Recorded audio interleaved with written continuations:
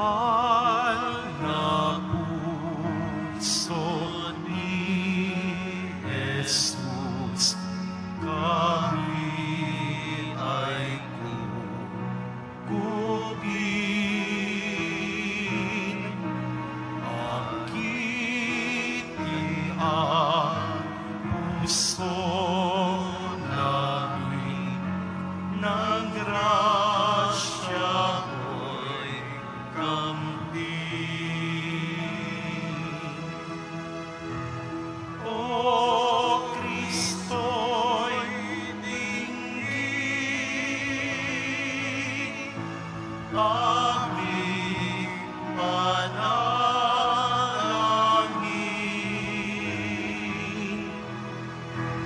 Lagi ang kinig ang puso namin. Sa ngalan ng Ama, ng Anak, at ng Espiritu Santo, Amen. sumainyo ang Panginoon. At sumaiyo rin. Mga kapatid, muli nating tinatalaga ang ating mga puso, ang ating buhay, ang ating mga sarili sa kabanal-banalang puso ni Jesus. Kaya tayo'y nagkakasala dahil nagkukulang ang ating pagmamahal sa Diyos. Kung puno lang ng pagmamahal ang ating puso, hindi natin maiisip na tayo ay gumawa ng ikalulungkot ng Diyos. At kung tunay tayong nagmamahal sa Diyos, magmamahal din tayo sa ating mga kapwa.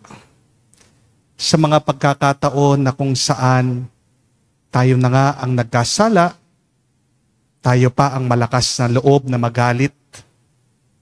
Sa mga pagkakataon kung saan tayo nagkamali, pero hindi natin inamin ang ating mga pagkakamali.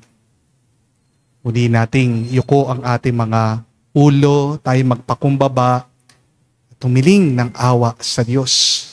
Para kahit na kakaunti lamang, makita tayo muli na karapat dapat makatanggap sa mga banal na misteryo.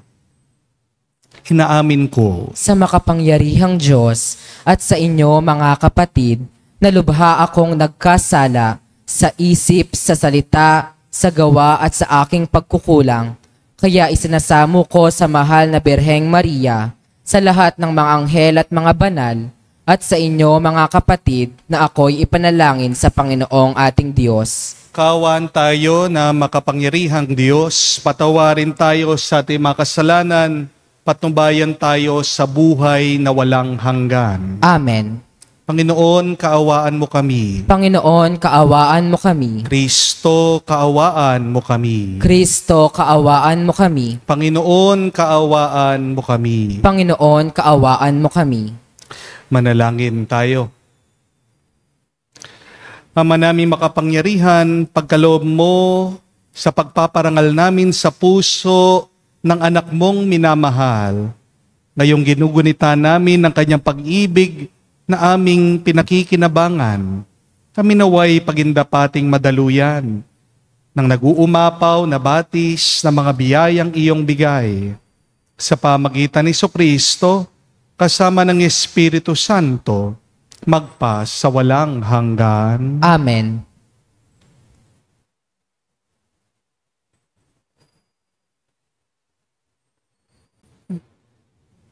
Pagbasa mula sa sulat ni Apostol San Pablo sa mga taga-Roma. Mga kapatid, lubos akong naniniwalang kayo'y puspos ng kabutihan, may sapat na kaalaman at marunong magpaalalahanan. Gayunman, sa sulat na ito'y naglakas loob akong paalalahanan kayo tungkol sa ilang bagay. Ginawa ko ito dahil sa kaloob ng Diyos sa akin na maging lingkod ni Kristo Jesus bilang saserdote sa mga hentil. Ipinapangaral ko sa kanila ang mabuting balita ng Diyos upang sila'y maging handog na kalugod-lugod sa Kanya. yamang pinabanal ng Espiritu Santo. Kaya't bilang lingkod ni Kristo Jesus, may katwiran akong ipagmapuri ang aking nagawa pa sa Diyos, sapagkat ang pinangangahasan ko lamang banggitin ay aking mga salita at gawa sa tulong ng mga tanda at kababalaghan at sa kapangyarihan ng Espiritu Santo. Kaya't sa lahat ng lupain, mula Jerusalem hanggang sa Ilirico, ay ipinangaral ko ang mabuting balita tungkol kay Kristo. Ang hangad ko'y ipangaral ito sa mga dakong hindi pa kilala si Kristo, upang hindi ako mangaral sa napangaralan na ng iba. Ganito ang sinasabi ng kasulatan: makakikilala ang hindi pa nakababalita tungkol sa Kanya, makauunawa ang hindi pa nakaririnig tungkol sa Kanya. Ang salita ng Diyos. Salamat sa Diyos. Panginoong nagliligtas sa tanang bansay na hayag, Panginoong nagliligtas sa tanang bansay na hayag. umawit ng bagong awit at sa poon ay ialay, pagkat yoong ginawa niya ay kahanga-hangang tunay. Sa sariling lakas niya at taglay na kabanalan, walang hirap na natamo yoong hangad na tagumpay. Panginoong nagliligtas sa tanang bansay na hayag. Ang tagumpay niyang ito'y siya rin ang naghayag. Sa harap ng mga bansay, nahayag ang pagliligtas. Ang pangako sa Israel, lubos niyang tinutupad. Panginoong nagliligtas sa tanang bansay na hayag. Tapat siya sa kanila at ang pag-ibig ay wagas. Ang tagumpay ng ating Diyos kahit saan ay namalas. Magkaingay na magalak, yaong lahat sa daigdig. Ang poon ay buong galak na purihin sa pag-awit. Panginoong nagliligtas sa tanang bansay na hayag.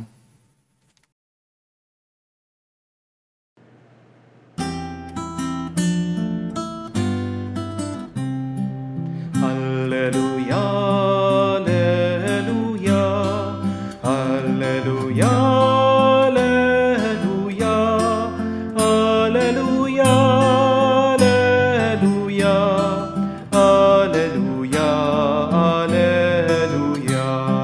alleluia, alleluia, alleluia, alleluia, alleluia. Lubos na magtatamasa ng pag-ibig ng Diyos Ama ang sumunod sa anak niya. Alleluia, alleluia. Sumainyo ang Panginoon. At sumaiyo rin. Ang mabuting balita ng Panginoon ayon kay San Lucas. Papuri sa iyo, Panginoon.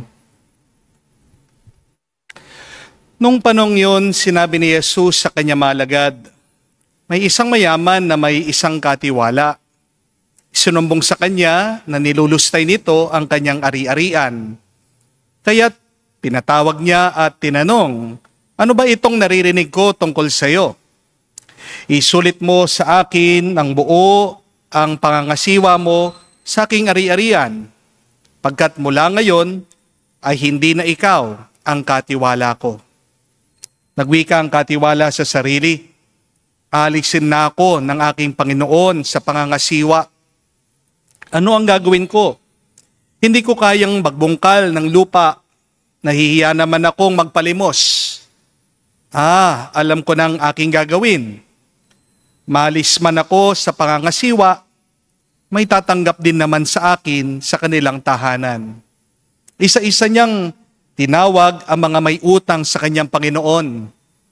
Tinanong niya ang una, gaano ang utang mo sa aking Panginoon? Sumagot ito, 100 tapayang langis po. Ito ang kasulatan ng iyong pagkakautang. Dali, maupo ka, gawin mong 50, sabi ng katiwala. At tinanong naman niya ang isa, ikaw, gaano ang utang mo? Sumagot ito, 100 kabang trigo po. Ito ang kasulatan ng iyong pagkakautang. Wika niya, isulat mo 80. Pinuri ng Panginoon ang magdarayang katiwala dahil sa katalinuhang pinamalas nito, sapagkat ang mga makasalibutan ay mas mahusay gumawa ng paraan kesa sa mga makadiyos. Mga kapatid, ang mabuting balita ng ating Panginoon. Pinupuri ka namin, Panginoong Hesukristo. Magandang araw po muli sa inyong lahat. Magandang araw po, Father. Bakit ba kung sino pang may kasalanan, siya pang matapang, siya pang mayabang? Di po ba? Marami po ang ganyan. Halimbawa, bakit kung sino pang kabit, akala mo siyang legal wife? Napaka-demanding, sumusugod, nagwawala, gumagawa ng eksena, o kaya habang ikaw ay nagmamaneho, binangga ka. Bakit kung sino pa yung nakabangga, siya bang mainit ang ulo? Di po ba? Nagyayabang, may kakilala daw siyang general, kakilala niya ang police chief, kakilala niya mayor, congressman, may kilalang senator. Kasalanan niya eh.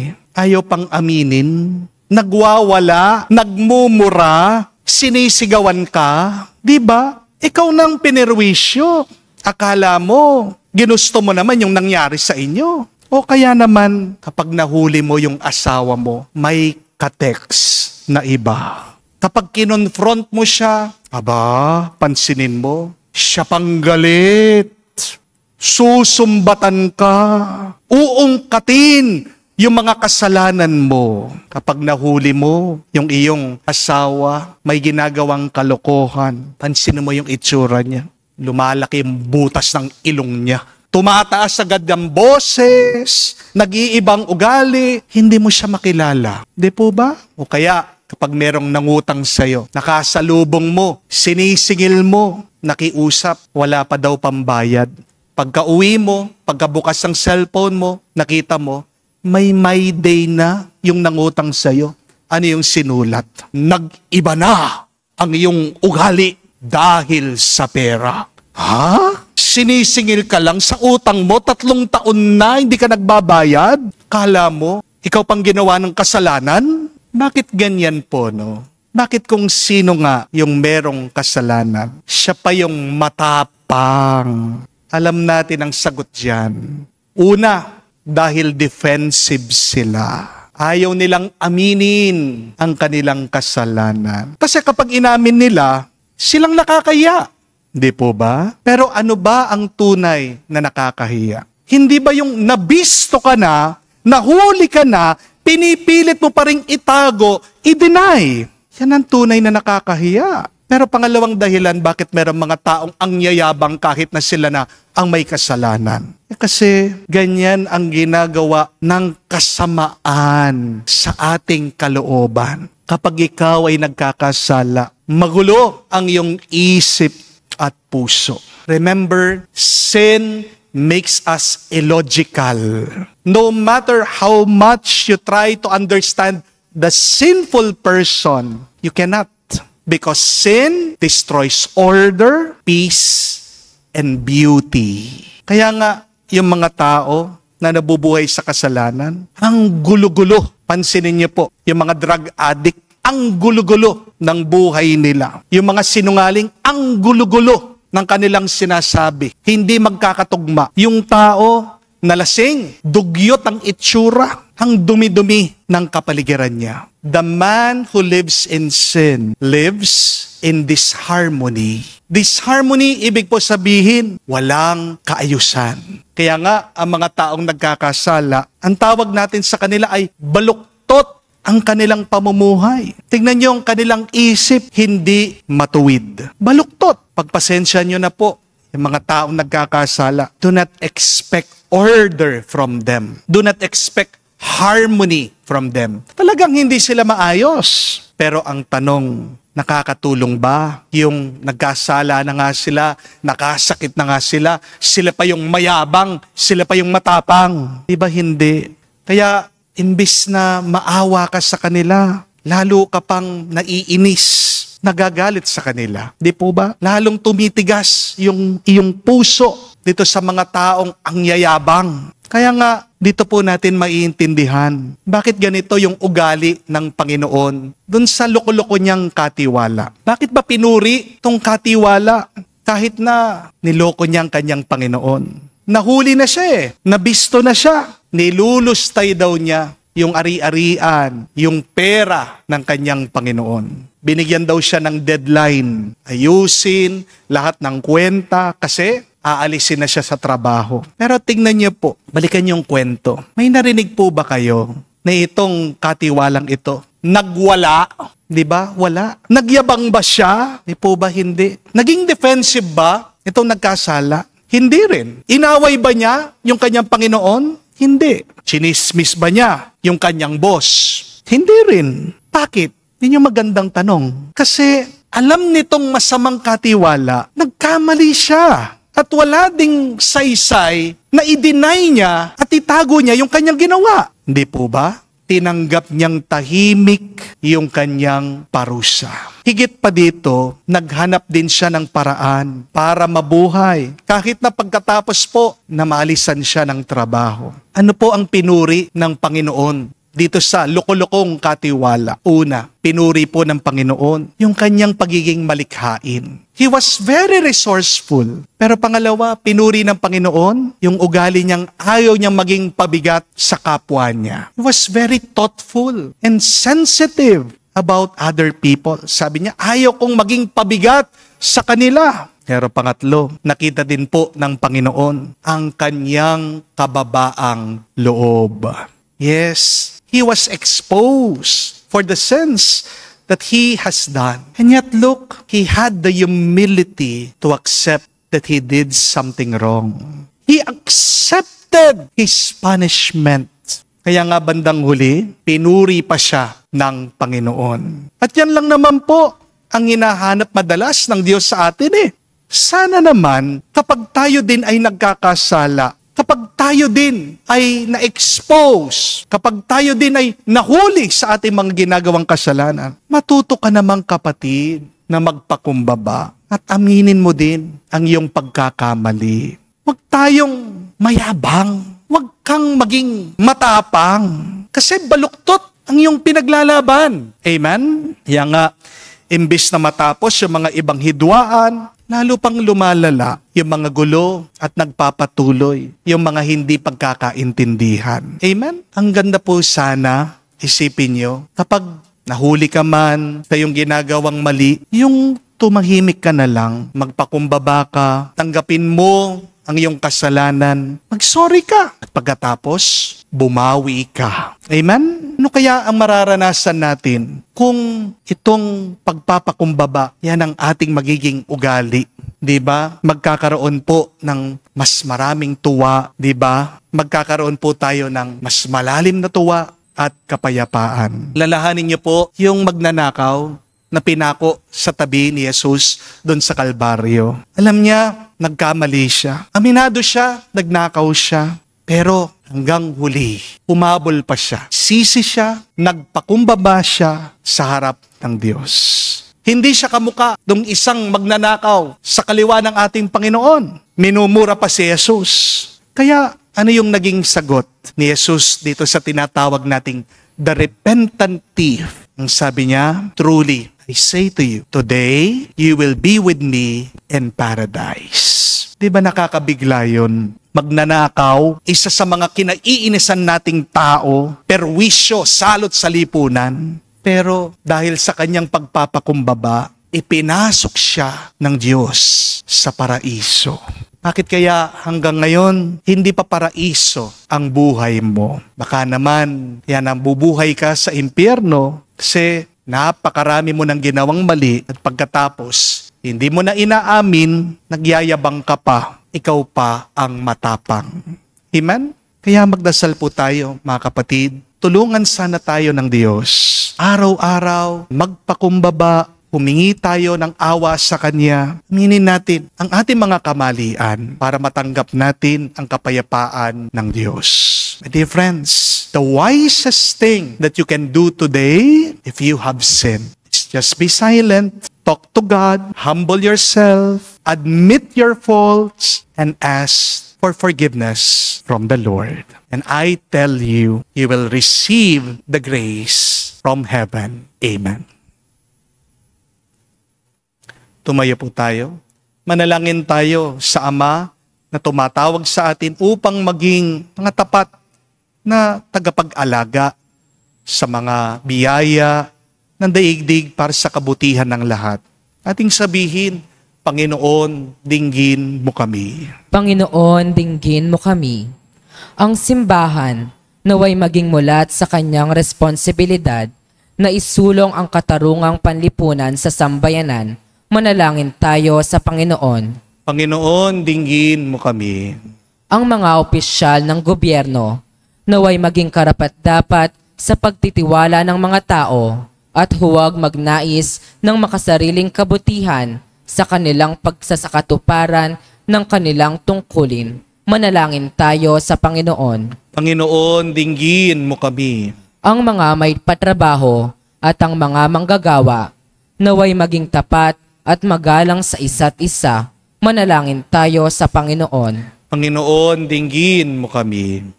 Sa katahimikan po ng ating puso, banggitin natin, sabihin natin sa Diyos ang ating mga personal na pangangailangan. Makalangit na Ama, tulungan mo kaming mga tapat mong tagapangalaga ng iyong kaharian. Hinihiling namin ito sa pamagitan ni Kristo, aming Panginoon. Amen.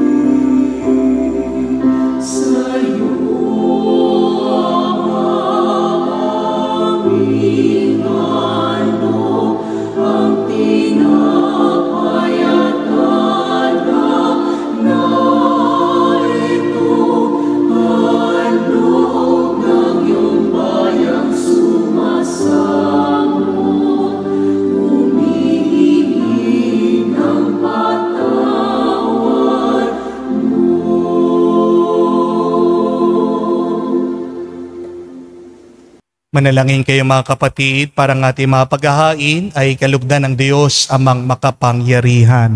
Tanggapin nawa ng Panginoon itong paghahain sa iyong mga kamay, sa kapurihan niya at karangalan, sa ating kapakinabangan at sa buong sambayanan niyang banal. Ama naming lumikha, tunghayan mo ang di malirip na pag-ibig ng anak mong pinakamamahal upang sa ipagpapatawad ng aming mga kasalanan, ang inihahain namin ay maging kalugod-lugod na mga alay. Sa pamagitan ni Jesucristo kasama ng Espiritu Santo, magpa sa walang hanggan. Amen. Sumainyo ang Panginoon. At sumaiyo rin. Itaas sa Diyos sa inyong mga puso at diwa. Itinaas na namin sa Panginoon. Pasalamatan natin ang Panginoong ating Diyos. Marapat na siya ay pasalamatan. Ama naming makapangyarihan, tunay nga marapat ikaw ang aming pasalamatan sa pamagitan ni Jesucristo na aming Panginoon. Dakilang pag-ibig niya ang nagbunsod ng maghain ng sarili nang kami matubos kaya't tinampok siyang nakabayubay sa krus. Mula sa kanyang tagiliran, sinibat dugot tubig ay masaganang dumanak, kaya't sambayanan mo dito na banaag. Ito ang sangkatauhan na akit sa puso ng iyong anak na sumasagip sa mga dumudulog sa batis ng kanyang pag-ibig. Kaya kaisa na mga anghel nagsisiawit ng papuri sa iyo Nang walang humpay sa kalangitan kami nagbubunyi sa iyong kadakilaan.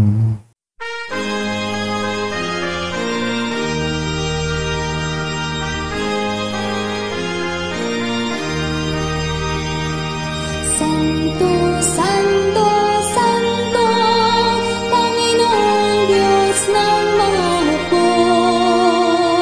Napupuno ang langit at lupa ng kadakilaan mo. Hosana sa kaitasan, pinagpalang na Panginoon sa ngalan ng Panginoon. Hosana sa kaitasan, Hosana sa kaitasan.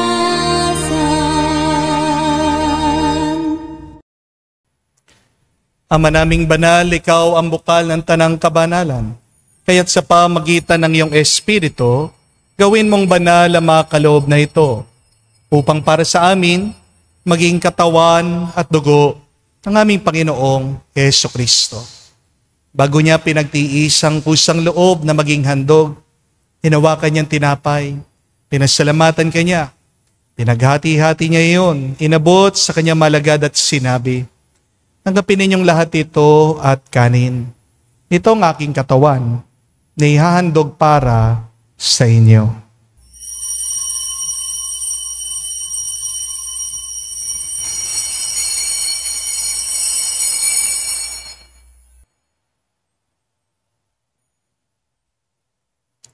Gayon din naman na matapos ang hapunan, hinawakan niyang kalis.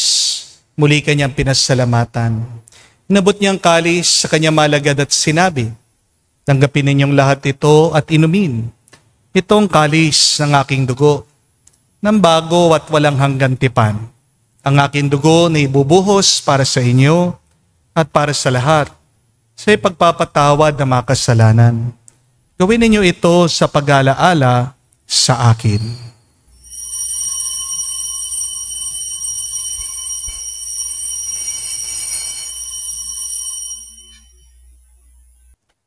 Ang misteryo ng pananampalataya.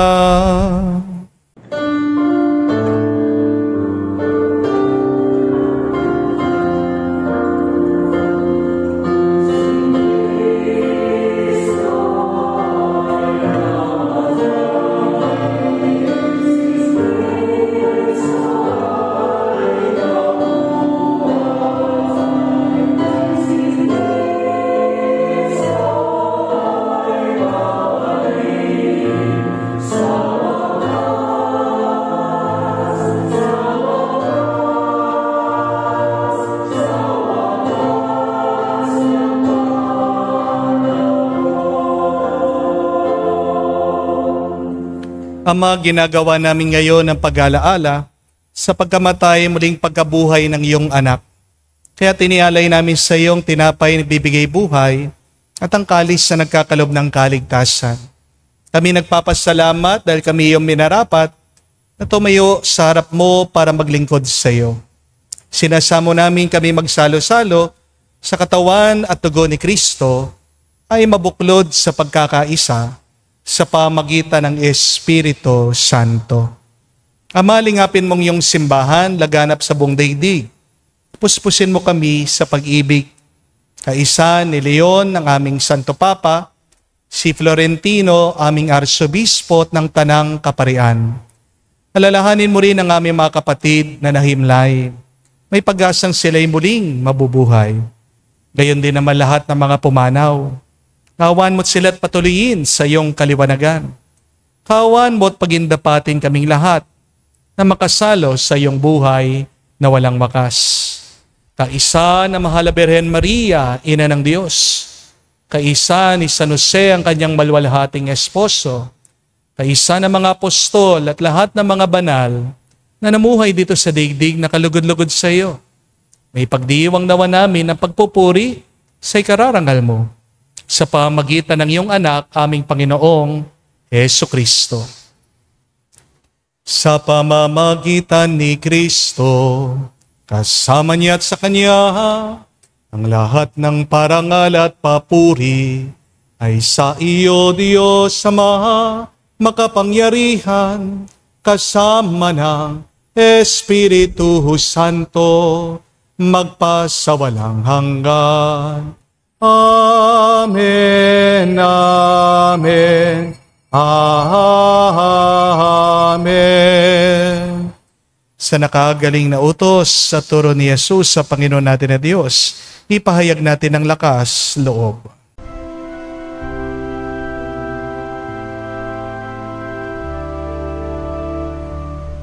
Ama namin, sumasalangit ka, sambahin ang ngalan mo, mapasa amin ang kaharian mo, sundin ang loob mo dito sa lupa, para lang sa langit. Bigyan mo kami ngayon ng aming kakanin sa araw-araw,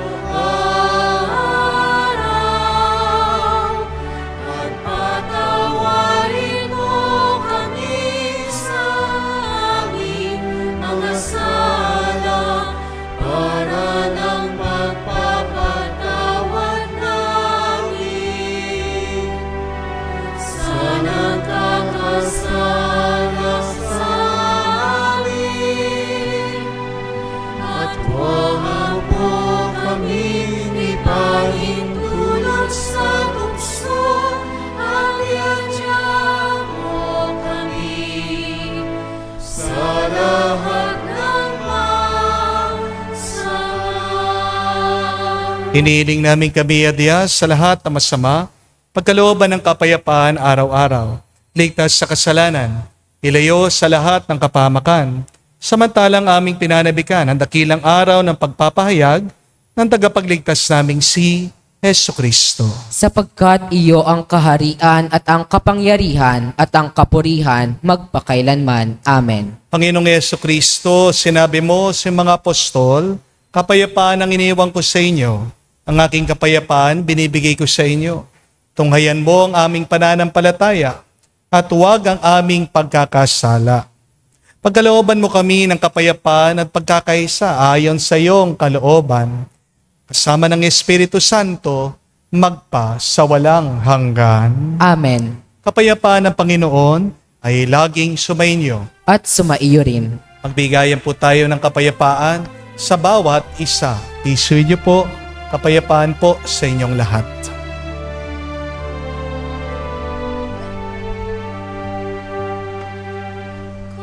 Kordero ng Diyos na nag-aalis ng mga kasalanan ng sanlibutan, maawa ka sa amin. Maawa ka sa amin. Kordero ng Diyos na nag-aalis ng mga kasalanan ng sanlibutan, maawa ka sa amin. Maawa ka sa amin. Kordero ng Diyos na nag-aalis ng mga kasalanan ng sanlibutan, ipagkaloob mo sa amin ang kapayapaan. Mga kapatid, naririto ang ating Panginoong Jesucristo, ang Kordero ng Diyos, siya nag-aalis sa mga kasalanan ng sanlibutan. Mapalad tayong lumalapit sa pihing ng kordero. Panginoon, hindi ako karapat-dapat na magpatuloy sa iyo, ngunit sa isang salita mo lamang ay gagaling na ako.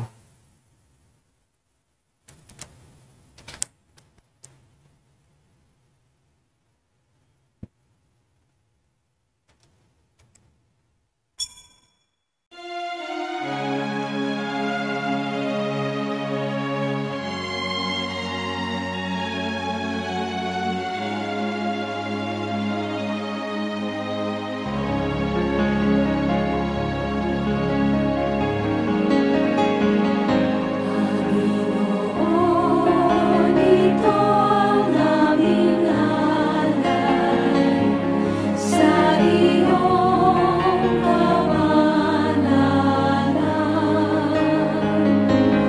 Tanggapin ang aming isip, buhay at kalayaan.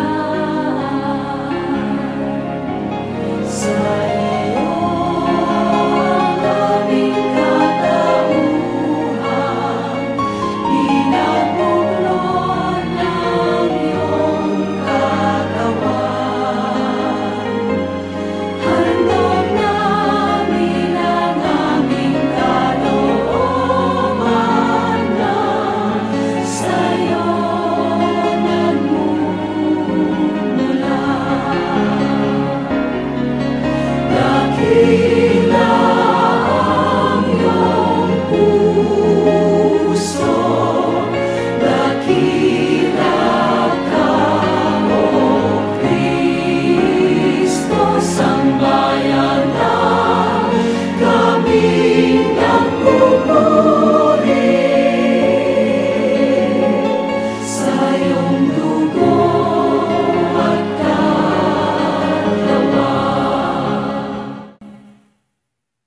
Inanyayahan ko po kayo ngayon na lumuhod, sabay-sabay nating dasalin ang panalangin para sa kabanal-banalang puso ni Jesus. Jesus, Diyos ko, iyong nasabi, humingi at kayo'y bibigyan, maghanap at matatagpuan ninyo, kumatok at bubuksan ang pinto para sa inyo. Tunghayan mo po ako nakaluhod sa may paanan mo, napupuno ng buhay na pananampalataya at tiwala sa iyong mga pangakong pinabatid ng iyong kabanal-banalang puso at sinambit ng iyong mga labi. Narito po ako upang hilingin ito. Sa katahimikan po ng ating puso, banggitin natin ang ating mga personal na intention sa Diyos. Kanino pa ako tutungo kung hindi sa iyo na ang puso ay pinagmumulan ng lahat ng grasya at kabutihan? San pa po ako maghahanap kung hindi sa baul na naglalaman ng kayamanan ng iyong habag? San pa po ako kakatok kung hindi sa pinto kung saan binibigay ng Diyos ang sarili niya sa amin at kung saan kami makakapunta sa Diyos? Sa iyo po ako dumudulog, puso ni Jesus. Sa iyo po ako nakakatagpo ng aliw kapag nahihirapan, pagtatanggol kapag inuusig, lakas kapag nabibigatan sa pagsubok, at liwanag sa dilim at pagdududa. Minamahal kong Jesus, maiting po ako naniniwala na kaya mong ipagkaloob ang biyaya na aking hinihiling. Kailanganin man ito ng isang himala. Niisin mo lamang ito at matutupad na ang aking panalangin. Inaamin ko po ako'y hindi karapat-dapat sa iyong mga biyaya. Ngunit hindi ito dahilan para panghinaan ako ng loob. Ikaw ang Diyos ng habag at hindi mo tatanggihan ang isang pusong nagsisisi. Tignan mo, nawa po ako na may habag at mababatid ng iyong puso sa aking mga kasiraan at kahinaan ang dahilan upang pagkalooban ng aking mga panalangin. O banal na puso, anuman ang iyong pasya sa aking hiling, hindi po ako titigil na sambahin, ibigin, purihin at pagsilbihan ka. Jesus ko, kalugod mo nawang tanggapin ang pagsasagawa ko ng ganap na pangsang-ayon sa mga atas ng iyong kaibig-ibig na puso na aking tunay na hinahangad na matupad, kasama ng iyong sanlilikhang magpakailanman.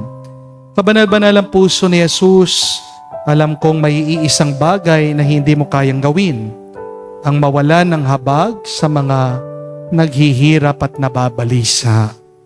Tignan mo po ako, nagmamakaawa po ako, minamahal kong Jesus, pagkaloob mo ang grasyang aking hinihiling sa iyo sa pamagitan ng kalinis-sinisang puso ng iyong madalamhating ina. Pinagkatiwala mo ako sa Kanya bilang Kanyang anak, at ang Kanyang mga panalangin ay napakamakapangyarihan sa iyo. Amen. Kabanal-banalang puso ni Jesus, Maawa ka sa amin.